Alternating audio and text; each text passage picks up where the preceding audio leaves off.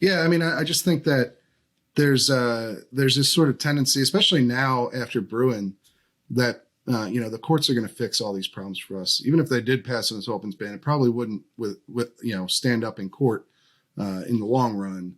And so maybe it's not as much of a concern to be persuasive or to win that sort of public relations battle.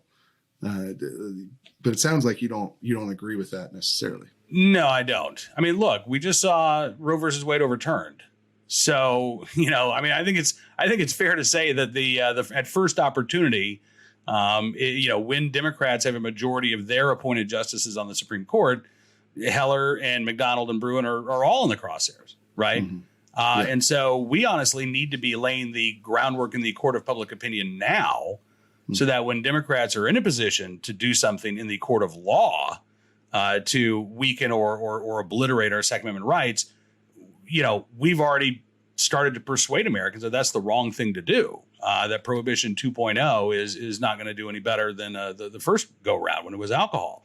So no, I don't think we can afford to just point to Bruen and say, well, I mean, look, if there wasn't, a comparable gun control law in American history, well, then it's not constitutional. Because again, the argument from the left is if you want to stop kids from being murdered in their classroom, you'll support this. That's a very emotional argument. Yeah.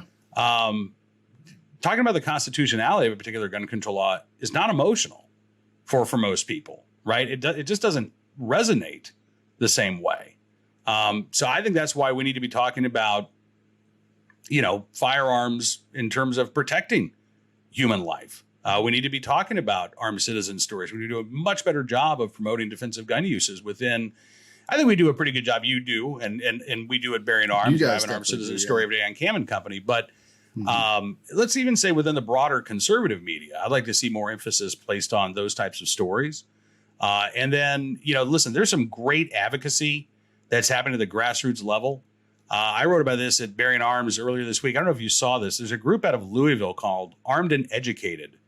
And they put on an event that was like, it was the perfect counter to a gun buyback, because when folks went, they got like a 15-minute lesson on gun safety, like how to store a firearm. Here's how you handle a firearm, just real basic stuff.